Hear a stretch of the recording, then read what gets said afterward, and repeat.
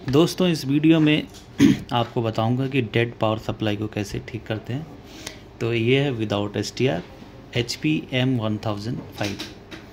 तो उसको टेस्ट करेंगे पहले ऑफलाइन, इसमें प्रॉब्लम है क्या और कहाँ पे है। ठीक है, तो सबसे पहले मल्टीमीटर से चेक करेंगे। बहुत सारे इंजीनियर होते हैं, उनके पास मल्टीमीटर होता नहीं।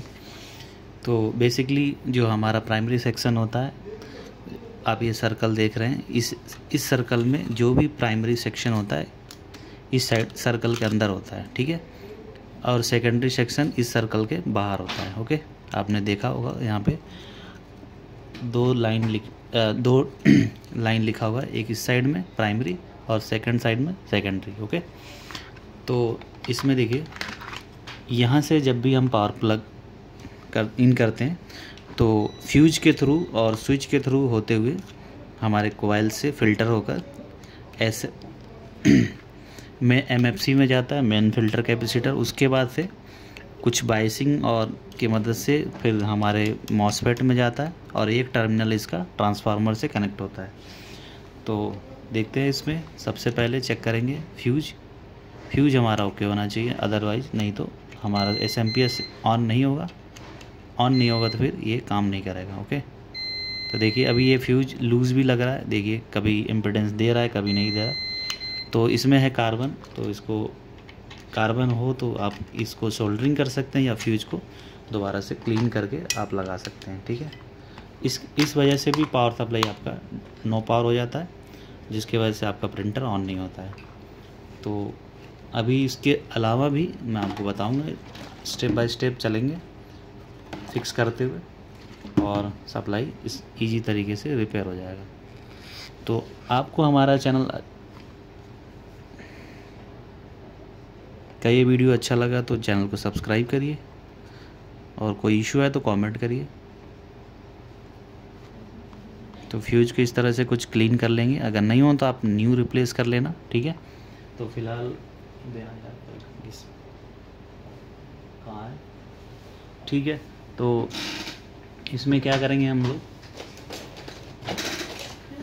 तो ये जो फ्यूज है इसको अच्छे से ऐसे, आपके पास ट्वीज़र है तो इससे भी ऐसे क्लीन करके देख सकते हैं। ठीक है, तो इस तरह से क्लीन हो जाएगा। तो ये क्या होगा, जब मॉइस्चर, ये जो कार्बन लगा हुआ है रस्ट, ये क्लीन हो जाएगा तो फिर आपका जो सर्किट है कंप्लीट हो जाएगा। जब भी आप फ्यूज लगाओगे तो ये कंप्लीट हो जाएगा उसके, यानी कि फ्यूज प्रॉपर तरीके से काम करेगा। ठीक है, तो अभी ये देखिए यहाँ से ऐसे क्लीन कर लेंगे जिगजैग। तो चारों तरफ से थोड़ा बहुत क्लीन कर लोगे तो ये हमारा काम करने लगेगा अच्छे से। ये देखिए, ठीक है।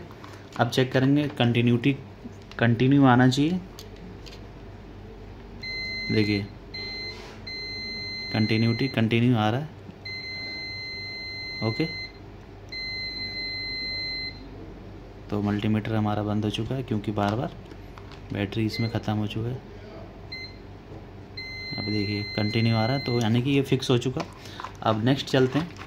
अभी मैं कूल टेस्टिंग बता रहा हूँ। उसके बाद से देखिए यहाँ पे एक रेजिस्टेंस लगा होता है मॉसफेट और ट्रांसफार्मर, SM ट्रांसफार्मर के बीच में। तो ये देखिए रेजिस्टेंस होता है बिलो टू, मतलब 0 वैल्यू की होती है, लेकिन 10 ओम का इसका रेजिस्टेंस होता है लगभग। तो आप इसको देख सकते हैं, चेक करने पे बीप आएगा, बीप आना चाहिए। देखिए बीप नहीं आ रहा क्योंकि पीछे से जल गया। आप देखेंगे बैक साइड से इसके नीचे से हिस्से से जल गया। तो इसको निकाल के दिखाऊंगा आपको।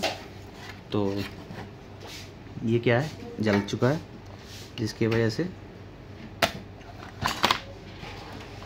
जो आपका पावर सप्लाई है डेड हो जाएगा। इस मॉसफेट भी शॉर्ट हो जाता है, लेकिन मॉसफेट भी चेक करेंगे। सॉरी,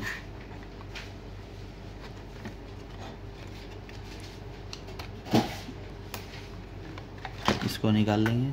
ठीक है, तो देखिए यहाँ पे स्पार्क का पूरा जो इसका फिंगरप्रिंट बोल सकते हैं, तो इस तरीके से आपको दिख जाएगा। तो ये हमारा फॉल्टी है। तो इसके लिए आपको करना क्या है, जस्ट अगर आपके पास 0 वैल्यू के रेजिस्टेंस हैं या नहीं है तो आप एक डायरेक्ट जंपर भी लगा सकते हैं। यहाँ से यहाँ तक एक नॉर्मल वायर लेकर जंपर लगा सकते हैं, जिससे आपका सप्लाई वर्किंग हो जाएगा। चलिए अभी तो अब मॉसफेट चेक कर लेते हैं बीप रेंज पे ही, और डायोड रेंज पे भी चेक करेंगे। तो अभी देखिए कोई भी बीप नहीं आ रहा है, ठीक है। अब डायोड मोड पे जाते हैं, अब देखते हैं, तो यहाँ पे भी कोई शॉर्टिंग नहीं दिखा रहा है, देखिए। ओके, यानी कि जो हमारा मॉसफेट है बिल्कुल ओके है। अब एक काम और करते हैं कि जो डायोड लगे हैं नॉर्मल डायोड हैं, पैक ब्रिज डायोड नहीं लगे हुए हैं, तो इनको चेक कर लेंगे। वन साइड इम्पीडेंस, ठीक है। अगर यहाँ पे डायोड मोड पे यहाँ पे कुछ वैल्यू दिखाता है तो इसका मतलब हमारा शॉर्ट है, ठीक है। एनोड पे प्लस, कैथोड पे माइनस, तो आपको पता होना चाहिए। तो यानी कि ये बिल्कुल ओके है। आप अपोजिट डायरेक्शन में लगाएंगे तो इम्पीडेंस दिखाएगा, ठीक है। यानी कि एनोड पे प्लस आप देंगे, कैथोड पे माइनस, तो वहाँ पे दिखाता है, ठीक है। तो ये हो गया हमारा। और एक सप्लाई देखिए ECU के लिए, ये पावर यहाँ से प्रोटेक्शन फ्यूज लगा हुआ है। तो जैसे आप यहाँ पे ECU कनेक्ट करते हैं तो यहाँ पे ओवरलोड प्रोटेक्शन के लिए यहाँ पे क्या दिया है फ्यूज दिया है। तो ये भी चेक कर लेंगे। तो फ्यूज ओके है, बीप रेंज पे डाल के देखते हैं, ओके, ठीक है। अब एक काम करते हैं, अब यहाँ पे आपको हॉट टेस्टिंग करके दिखाता हूँ कि कहाँ पे वोल्टेज आ रहा है, कहाँ पे नहीं आ रहा है, ठीक है। तो फ्यूज हमारा जो रेजिस्टेंस ख़राब होने की वजह से यहाँ पे आउटपुट नहीं आएगा, ठीक है, DC। तो यहाँ पे 24 वोल्ट DC आता है लगभग। तो देखिए यहाँ पे चेक करेंगे तो कोई भी वोल्टेज हमें देखने को नहीं मिल रहा है, क्योंकि ये 35 वोल्ट की कैपेसिटर बैक साइड में, बिल्कुल आपको नॉर्मल वे में बता रहा हूँ।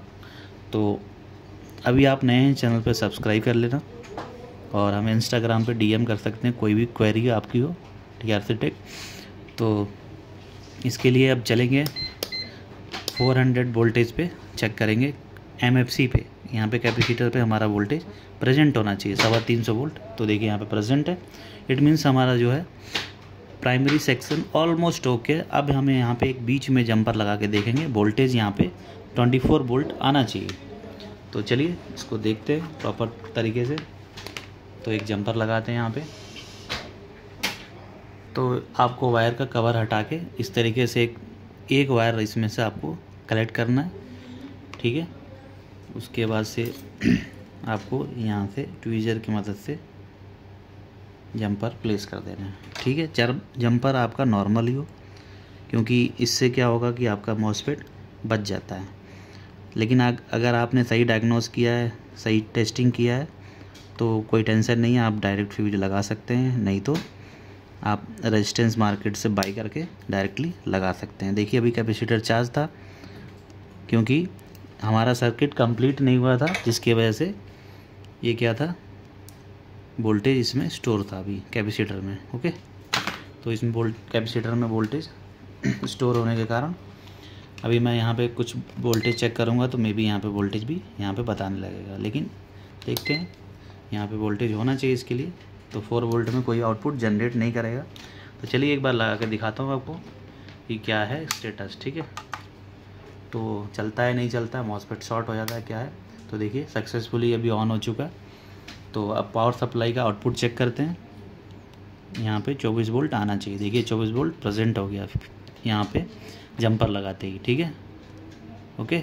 और यहाँ पे भी आना चाहिए, जैसे आप कवर ओपन करके क्लोज़ करते हो तो यहाँ पे 24 वोल्ट ECU के लिए जनरेट होता है, ठीक है, और जाता है। तो अभी मैं यहाँ पे चेक करता हूँ, देखिए यहाँ पे 24 वोल्ट आ रहा है। और यहाँ पे प्रेस करने के बाद